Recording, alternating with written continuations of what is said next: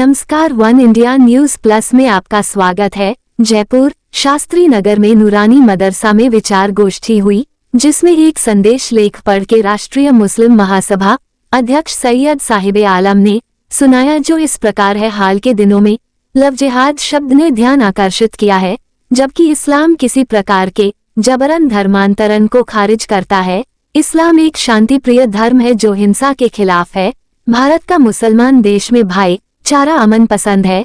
उसके बावजूद इस्लाम की छवि को कुछ कट्टरपंथियों ने धूमिल करने की कोशिश की, जिसका विरोध हम करते हैं। कार्यक्रम में मौजूद कारी मुश्ताक रहीमी, इमाम अब्दुल हकीम साहब सहित मुदरिस साहिबान ने इसको सराहा और आंख खोलने वाली कोशिश बताया।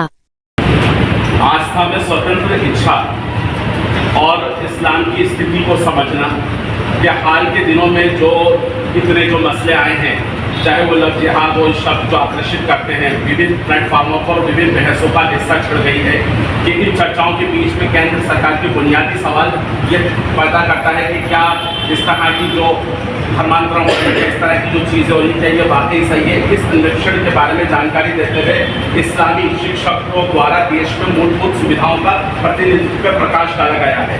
इस्लाम के मूल आस्था के मामले में स्वतंत्र इच्छा और व्यक्तिगत पसंद के सिद्धांत निहित है, जिसमें पुराने करीब में साफ फरमाया गया है कि किसी तरह की कोई जबरदस्ती या कोई झूठ या कोई चीज़ें लोगों के साथ नहीं होती हैं। लेकिन उसके बावजूद भी कुछ फासिस्ट ताकतों के जरिए, कुछ फिरकापरस्त ताकतों के जरिए ये झूठ आम किया जाता है, झूठ फैलाया जाता है। तो लिहाजा ऐसे झूठ का और ऐसे फिरकापरस्त ताकतों का मुंह तोड़ जवाब देने की जरूरत है। इसी के साथ साथ जो कि रेखांकित करती है कि विश्वास दिलाती कि किसी प्रकार की कोई जबरदस्ती को खारिज करती है। इस्लाम में विश्वास के मानने वालों के साथ साथ मामलों में स्वतंत्रता यानी कि आज़ादी और व्यक्तिगत महत्व को जोर दिया गया है।